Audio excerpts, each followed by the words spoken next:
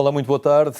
A pobreza, o preço da habitação ou a falta de apoio nos cuidados de saúde continuam a ser fatores que favorecem o aumento da população sem abrigo. Ela manifestou-se numa carta aberta, promovida pela comunidade Vida e Paz.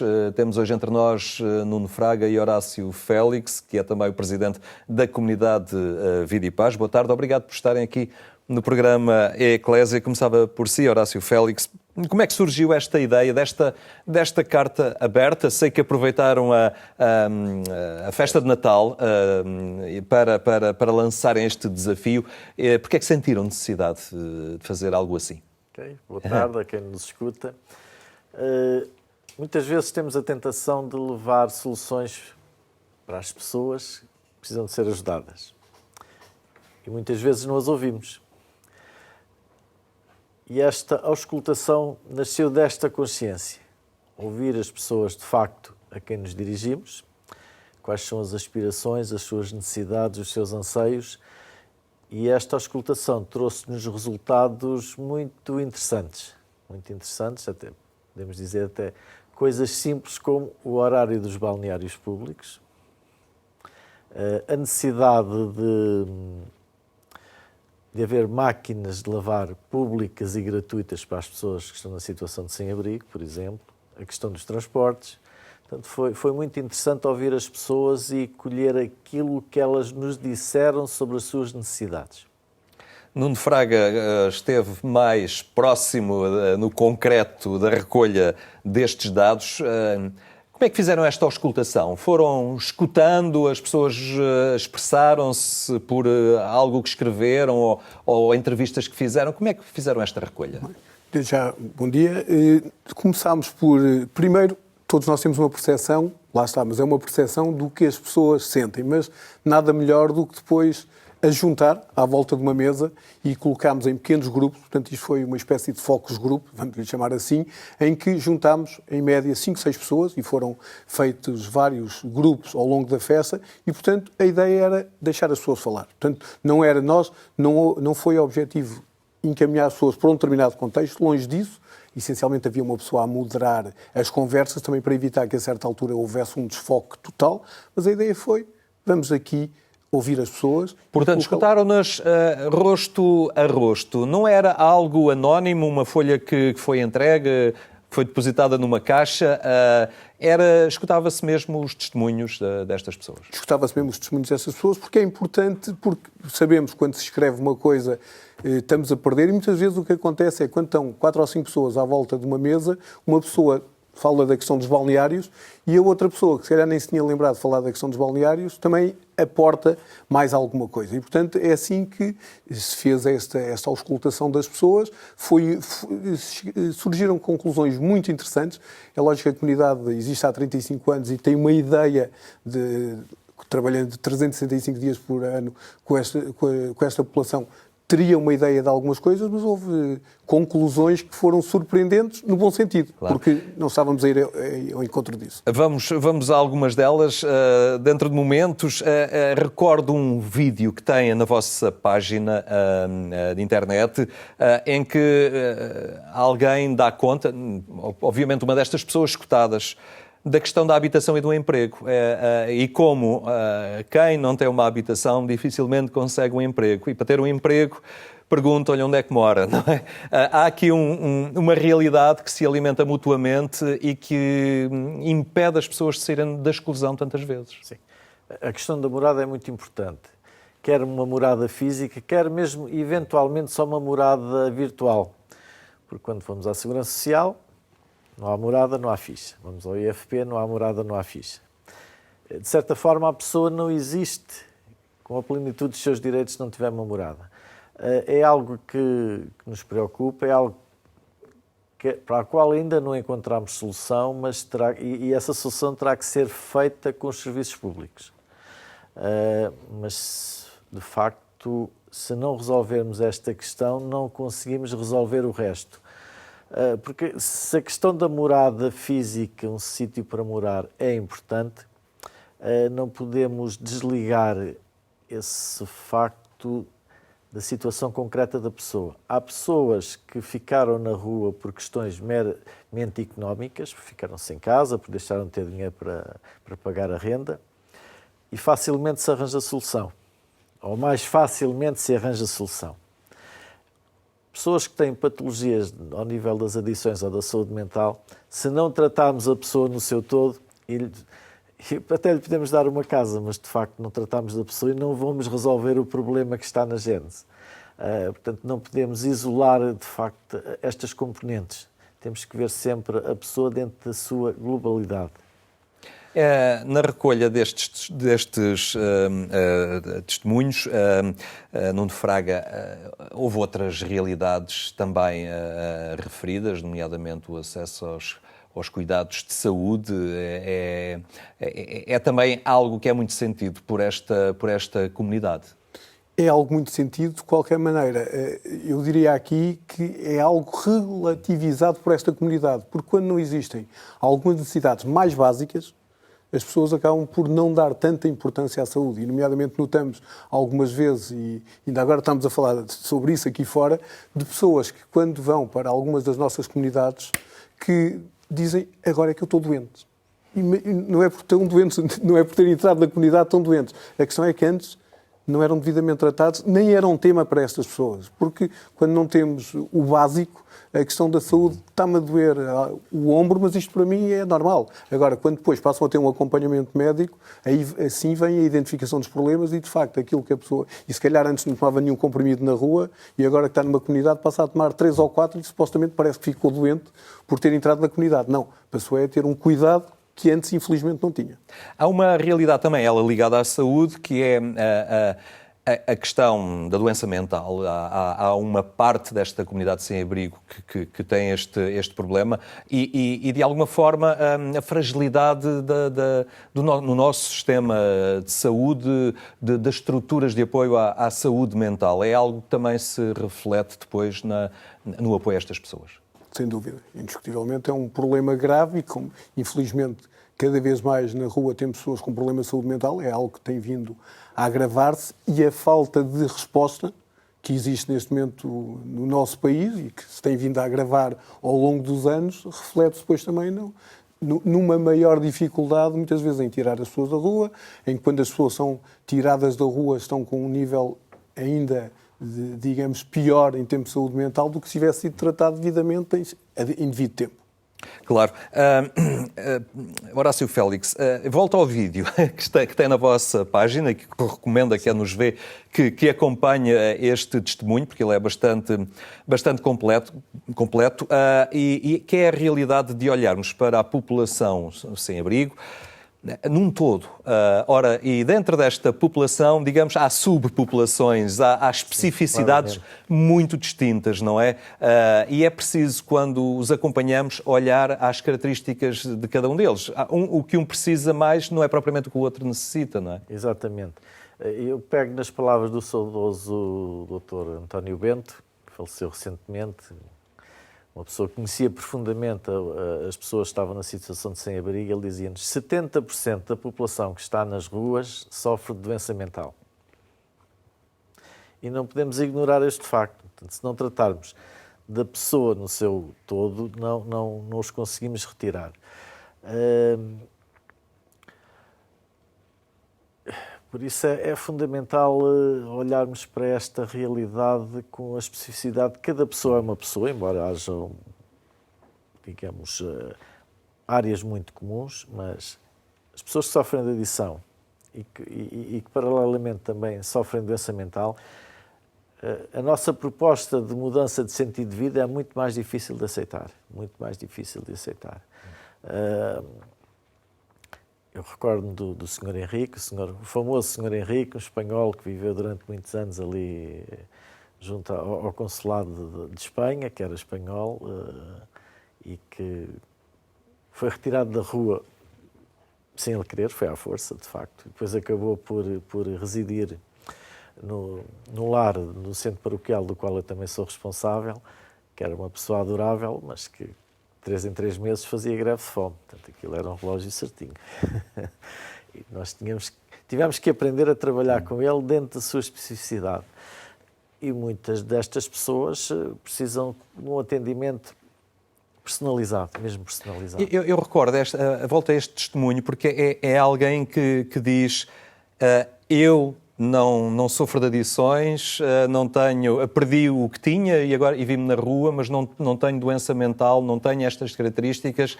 Em todo o caso, se preciso de um alojamento temporário, sou colocada indiferenciadamente no meio de uma população com a qual eu não me identifico e que tem necessidades muito específicas que eu não tenho. E entendo isto quase como uma violência, não é?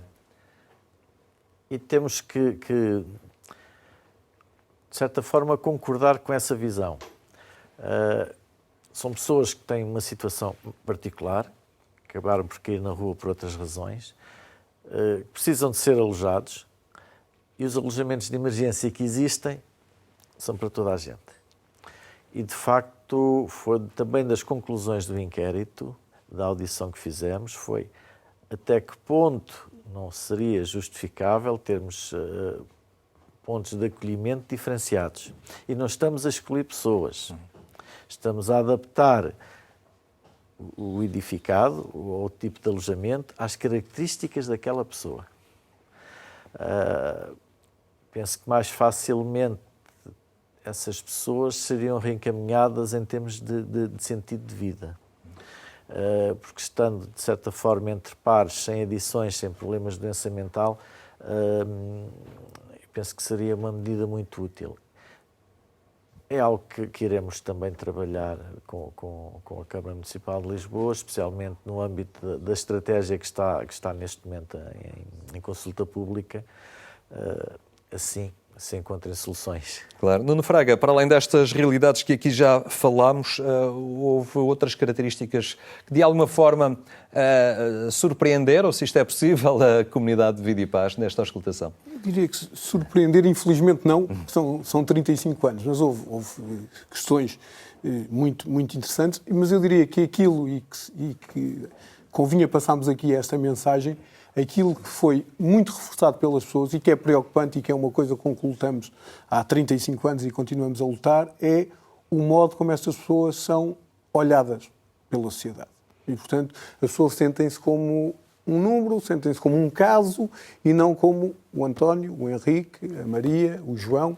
E, portanto, essencialmente isso é a maior preocupação e que, infelizmente, veio confirmar aquilo que já sabíamos, que as pessoas não são tratadas como pessoas. Não é? Muitas vezes dizemos o sem-abrigo e quando estamos a dizer o sem-abrigo parece-nos dizer os carros, as casas. Não, são pessoas. Como qualquer um de nós. E isso é algo que tenta ser diariamente desmontado ou contrariado pelas equipas de rua. Sei que também a elas está ligado. Todos os dias há voluntários a sair. É um contacto personalizado que acontece em cada noite. Mantêm estes voluntários. É difícil encontrar mais voluntários. Como é que vão assegurando também este fluxo solidário que todos os dias chega a estas pessoas?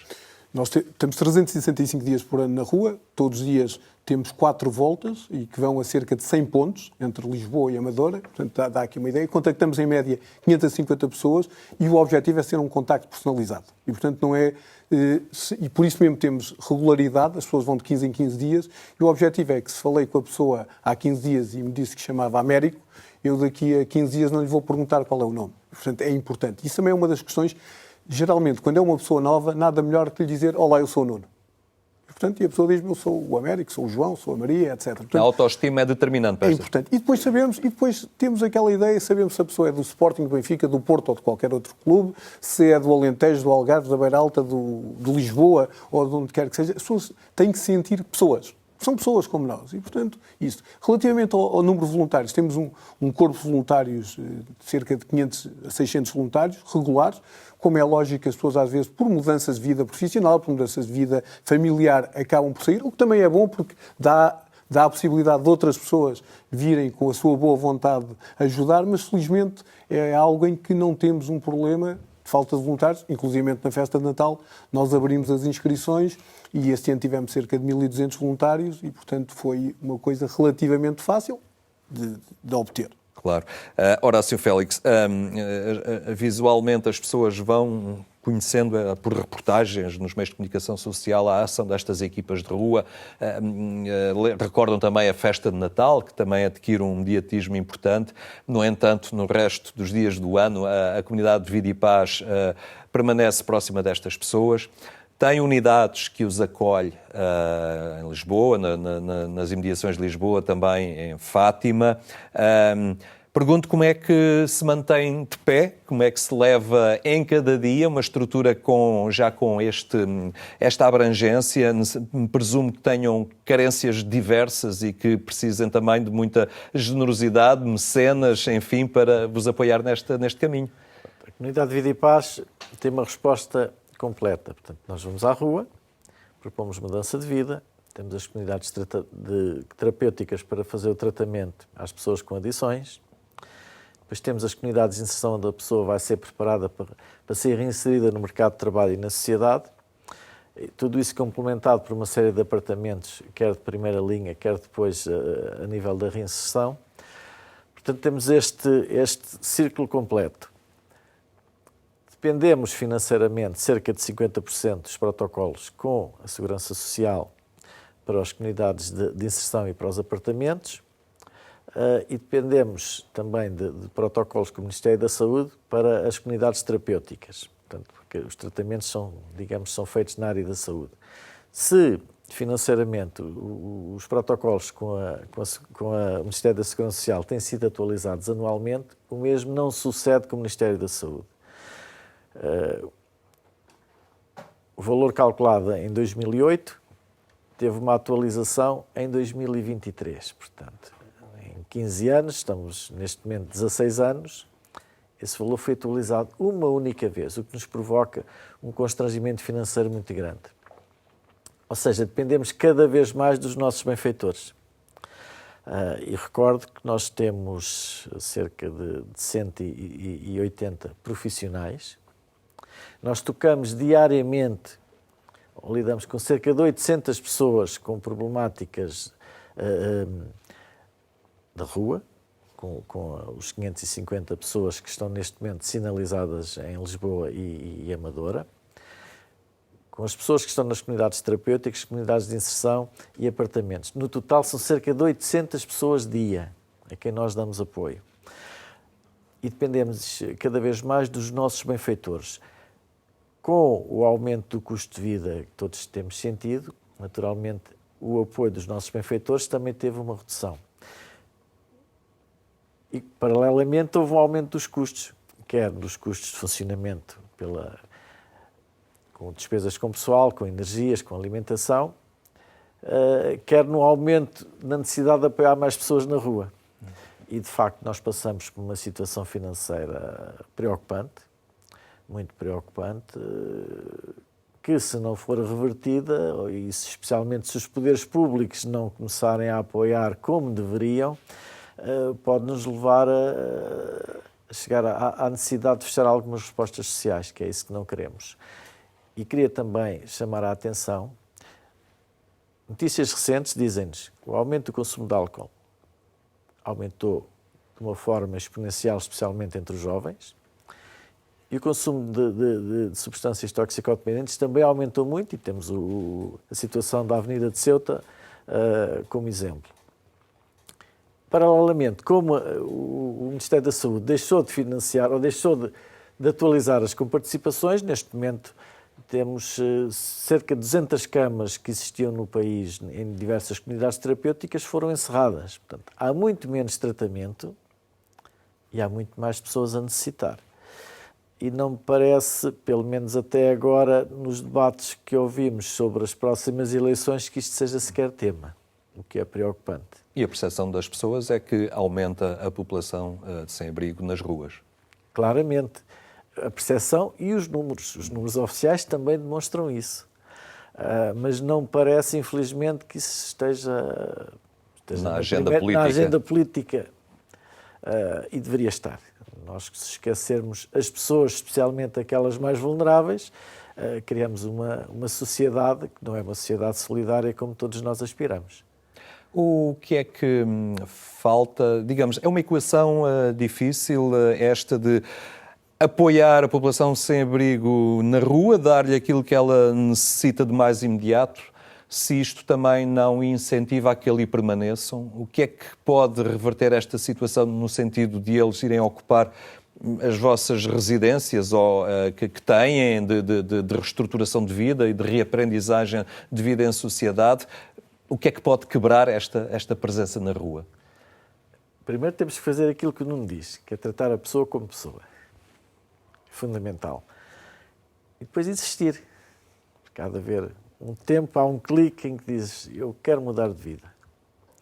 E quando a pessoa tem esse clique, eu digo que chamo-lhe até uma janela de vontade, nós temos que ter condições para a receber quase de imediato. E muitas vezes isso não acontece. Porque agora temos que tratar do processo e você agora tem que ir ali, tem que fazer análises acolá e acolhi. E a janela de vontade fechou-se. E a pessoa permanece. Porque eu quis e afinal isto não é o que me prometiam. Portanto, temos que estar muito atentos a esta realidade. Tratar a pessoa como pessoa e ter as condições imediatas para corresponder à sua janela de vontade de mudar de vida. Nuno Fraga, para concluir, é isto que o liga à comunidade de Vida e Paz, este amor pela pessoa que está em sofrimento? Eu diria que aquilo que nos liga a todos, os voluntários, é servir. Eu acho que servir é uma palavra muito bonita e é servir. Portanto, nós estamos aqui para servir as pessoas. Muito bem, agradeço a presença dos dois. Certamente esta é uma problemática que iremos continuar a acompanhar e esperemos que ela influencie também aqueles que irão assumir as responsabilidades neste país também, saídos do próximo ato eleitoral, que este não seja um tema esquecido. Obrigado por ter estado connosco. Uma boa tarde. Até amanhã, se Deus quiser.